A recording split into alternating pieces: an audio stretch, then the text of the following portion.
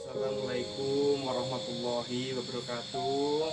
Setelah kegiatan rupiahan selesai, kita akan berjalan menelusuri jalan ke arah Panda ya, untuk ke kediaman Yang Mahdi, yang mana kita ke sana nanti akan mengorek suatu sejarah berdirinya Bungur ya, akhirnya terdirinya Kecamatan Tuaan. Maka dari itu mari kita ke sana dan mari kita pantau terus channel kami, channel Purnomo Sultan 99. Mari kita simak dan teliti. Apabila ada kesalahan, saya mohon maaf yang sedalam-dalamnya. Sekarang kita go ke sana. Oke.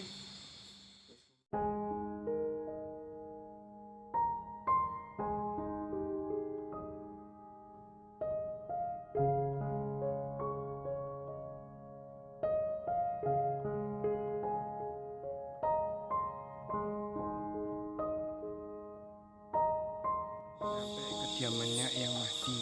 Mari kita ke rumahnya Yang Mahdi mengorek sejarah berdirinya Kecamatan Tuaan. Mari kita ke sana.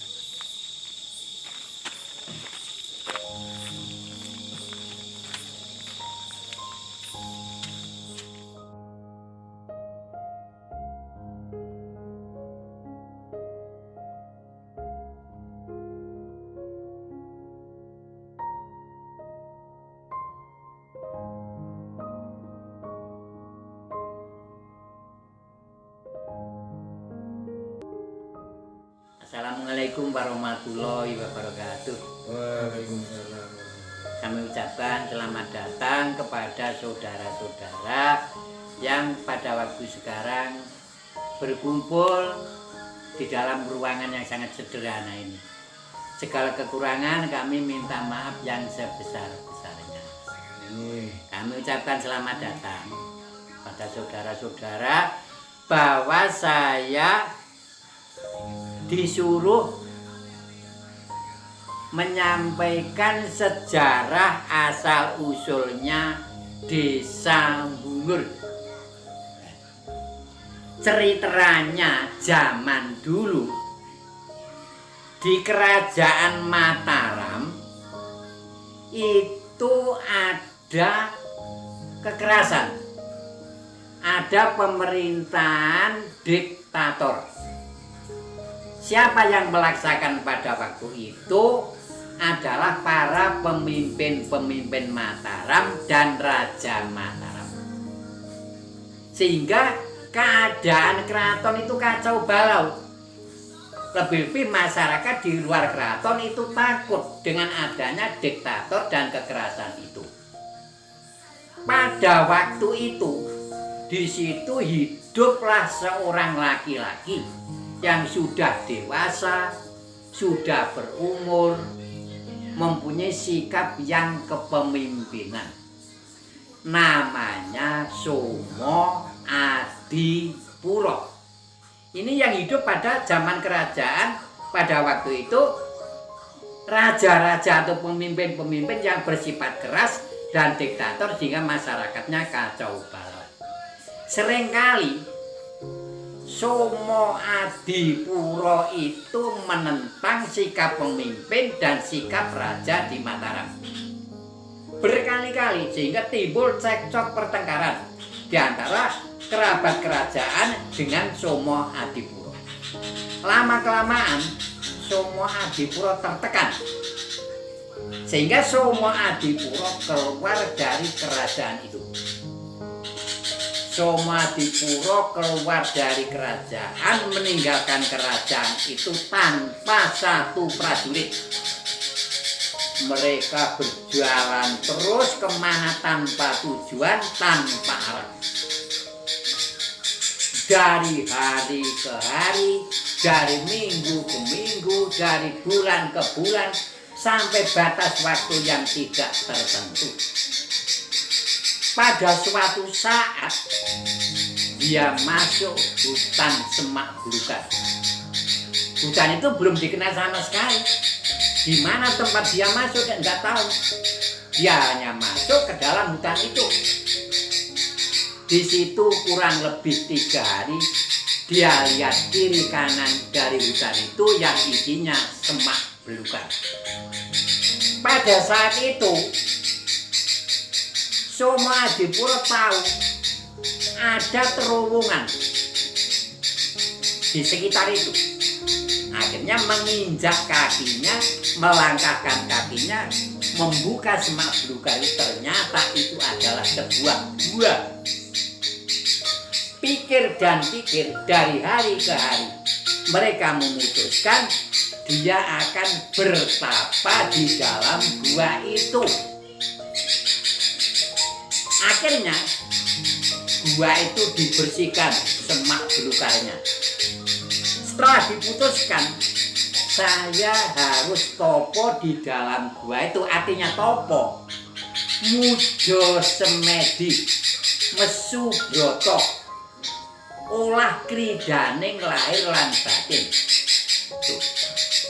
Dia nekat mesu broto di situ, topo bersemadi sampai bertahun-tahun di dalam gua itu. Kurang lebih di antara 6 tahun lebih dia keluar dari gua. Mereka tahu ada masyarakat di sekitarnya. Dia ingin membaur, dia ingin berkenalan dengan masyarakat sekitar itu. Pikir-pikir, saya akan membaur berkenalan dengan masyarakat sekitar itu. Pun pula masyarakat sekitar itu tahu di dalam gua itu ada orang topo.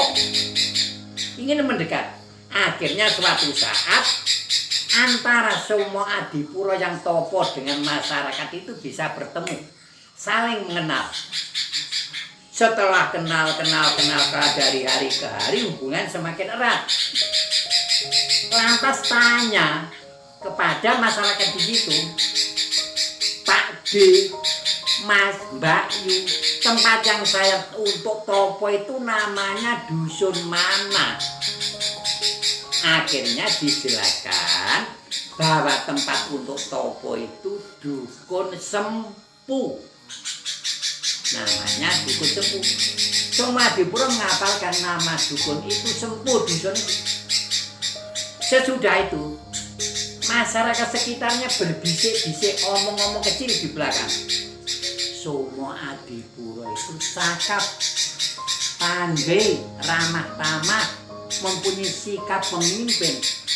Seandainya didadekne lurah Bungur kepiye yo. Ini bahasa orang-orang di sekitarnya. Berpikir-pikir, semua Adipuro seandainya dadekne lurah pertama di Bungur. Ini mau atau tidak? Akhirnya masyarakat lingkungan itu menyebar keluar mencari orang-orang yang berani mendatangi gua itu. Akhirnya bertemu dengan semua Adipuro. Mereka langsung diminta untuk diangkat menjadi kepala desa di Bungur yang pertama. Bagaimana sikap semua Adipuro? Semua Adipuro menjawab sanggup. Sesudah itu, setelah sanggup betul-betul diangkat menjadi kepala desa Bungur yang ke-1 pertama. Mereka mendirikan pesanggrahan, yang sekarang pesanggrahan itu untuk tempat kecamatan Tulaan itu. Sebelum mereka ada di pesanggrahan, mereka mengumpulkan masyarakat Sempu. Gua yang saya tinggal untuk topo itu saya namakan Gua Somopuro. Sebab yang topo saya, nama saya Somo Adipuro. Di samping itu, mereka sebelum menjadi kepala desa di situ dulu setelah bergaul, membaur, mereka membuat kesenian tradisional yang sekarang masih sering dibunyikan. Bahwa kesenian itu namanya Jemblung Somopuro. Sekarang masih. Jadi Jemblung Somopuro itu kalau orang di sini mengatakan itu selawatan. Tapi itu karena peninggalan itu dinamakan Jembrung Somopuro, sewaktu-waktu masih dibunyikan oleh masyarakat sekitar Somopuro Gua itu. Nah, di dalam gua itu aneh sekali. Gua untuk apa itu? Di dalamnya ada sumur, itu 5 sumur itu. Di samping itu ada pertapaan. Saya sudah masuk. Kan saya bicara ini betul-betul masuk ke dalam gua itu. Lantas di dalam gua itu ada sungai yang mengalir. Dari mana sungai saya kurang tahu. Di muka dari gua itu ada sawah yang luas. Kiri kanannya banyak kayu jati, kayu sono, kayu apa banyak. Sehingga gua itu ada di bawah pohon-pohon yang rimbun sekali. Sampai sekarang gua Somopuro dibuat rekreasi para remaja meskipun bentuknya dalam keadaan sederhana. Demikian sekilas daripada sejarah Gua Somopuro yang sampai sekarang tempat rekreasi yang sangat sederhana. Tapi mempunyai sejarah. Siapa yang dapat di situ adalah yang menjadi kepala desa pertama di Bulur. Sesudah mereka menjadi kepala desa di Mulur, Sumadipuro, ini dia membuat pesanggrahan karena pandainya tahun ke tahun bahwa pemimpin daripada kepala desa tahu Somo Adipuro orang yang sakti, Mondroguno, orang yang pandai. Akhirnya mereka diangkat menjadi bekel. Bekel itu apa, saudara-saudara? Kami jelaskan. Bekel adalah sama kedudukannya dengan camat. Mempunyai beberapa kekuasaan desa-desa. Jadi tidak hanya satu desa sama dengan camat. Beda dengan Demang. Demang hanya keterbatasan 1, 2, 3 yang diawasi. Tapi kalau bekel betul-betul mengawasi pekerjaan pemerintahan daripada kepala desa yang diperintahkan pada waktu itu. Ini penjelasannya. Akhirnya setelah menjadi bekel, setelah menjadi kepala desa diangkat menjadi bekel, mereka bergelar dengan nama yang tua, Raden Mas Potro Menggolo. Nih, jadi setelah menjadi bekel, mereka nama tua ada Raden Mas Potro Menggolo. Setelah usia lanjut, mereka surut meninggal dunia. Akhirnya dimakamkan di belakang kecamatan itu sampai sekarang. Saya telah datang di situ, di makamnya itu berulang kali mengantarkan orang-orang yang berziarah ingin tahu. Jadi di makam daripada yang bekel yang dikatakan bekel itu adalah Somo Adipuro, garis miring alias Raden Mas Potro Menggolo. Karena ada di situ dimakamkan, lingkungan ini dinamakan Bekelan. Sudah jelas sebelum, saudara-saudara? Nah, itu nama dari Bekelan itu. Untuk kelanjutannya, mengapa di desa dinamakan Desa Bungur? Karena Somo Adipuro itu seorang laki-laki yang pandai, orang yang kesdik, orang yang bijaksana. Bungur diambil dari kata nama Priyagung Kang Misuwur. Jadi kata bungur itu diambil dari kata Priyagung Kang Misuwur. Jadi yang dimaksud Priyagung Kang Misuwur itu juga Somo Adipuro, juga Raden Mas Potro Menggolo. Itu juga disebut Mbah Bekel. Perlu kami sebutkan, yang sekarang bekas pesanggrahan itu menjadi kecamatan Pulaan itu. Setelah Raden Mas Potro Menggolo yang menjadi kepala desa itu tahun 1830 sampai 1839. Ini saya mengambil ini dari kepala desa Bungur. Jadi ini pemberian saya tidak berani menguasai, ini betul-betul catatan urutan kepala desa.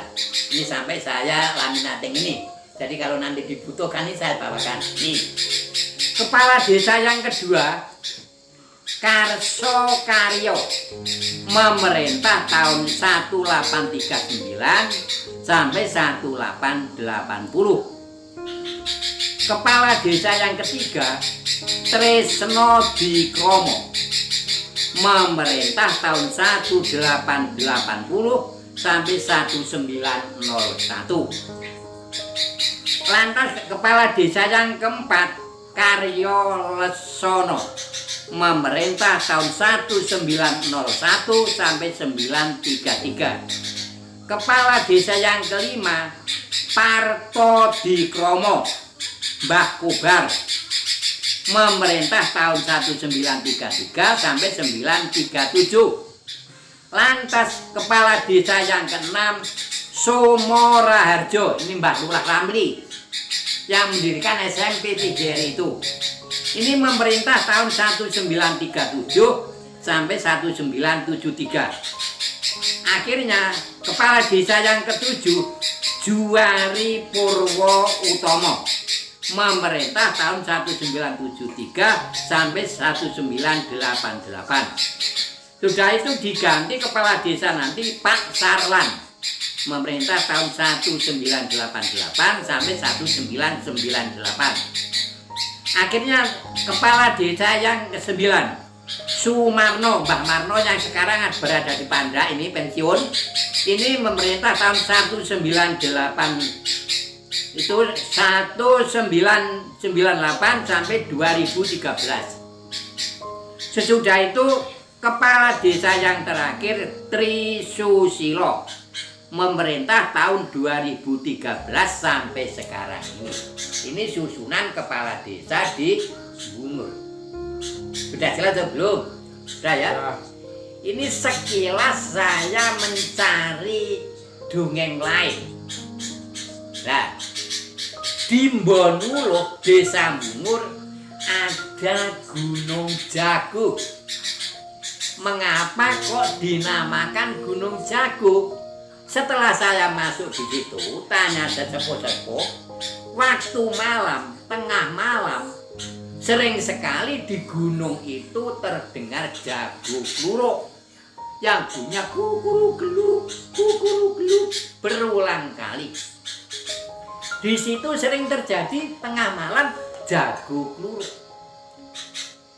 Nah, letaknya Gunung Jago itu, ini ada Polindes Bonuluh. Ini ada jalan jurusan Wonokarto. Di muka Polindes ada jalan. Bukan. Di sebelah kanannya min plus 250 meter. Di situ letak Gunung Jago. Jadi Gunung Jago setelah tanya sesepuh itu sering sekali pada waktu malam itu ada jago kluruk. Pernah diindik oleh orang secara sembunyi. Di mana ya bunyi jago itu? Dilihat ya tidak ada, tapi kluruknya terus ada. Lebih-lebih kalau di desa Bungur itu akan ada pilihan kepala desa. Kerap sekali jago itu kluruk. Jadi sejarahnya Gunung Jago, gunung itu seringkali waktu malam terdengar suara jago kluruk. Ini sejarahnya Gunung Jago. Sudah jelas atau belum, saudara-saudara? Jelas. Nah, sekarang menginjak lagi ada sejarah Bonuluh. Ini di dekatnya Pak Kami Tua Bonuluh, Pak Boyadi. Di dekatnya Pak Gampang, itu orang tuanya bapaknya Bu Pinky, guru SMP Pigeri sekarang. Pak Gampang ini adalah pegawai pertanian, sekarang sudah masa jabatan pensiun. Pak Boyadi juga sudah mantan kepala dusun. Sebelah kanan itu ada lungur gunung yang dinamakan Gunung Kumpang. Pernah pada waktu Pak Bupati Kusnan itu dijadikan proyek penanaman jambu mente. Tapi hasilnya apa? Nol, karena penanaman jambu mente pada waktu itu sudah menginjak masuk bulan kemarau, waktu kemarau. Jadi penanaman jambu mente tidak berhasil. Nah, Di situ ada gunung yang namanya Gunung Tumpang. Jadi ada gunung, ada batu yang numpangi di atasnya. Jadi gunung yang besar lungur itu tempat menggembala sapi, kerbau, lain anak-anak pembala itu banyak. Itu ada batu yang sebesar ton itu. Itu seringkali batu itu digulang-gulingkan, anak-anak penggal digelundungkan ke bawah. Tapi besok pagi dilihat sudah kembali lagi. Ini sering terjadi. Sampai orang-orang di situ takut sekarang.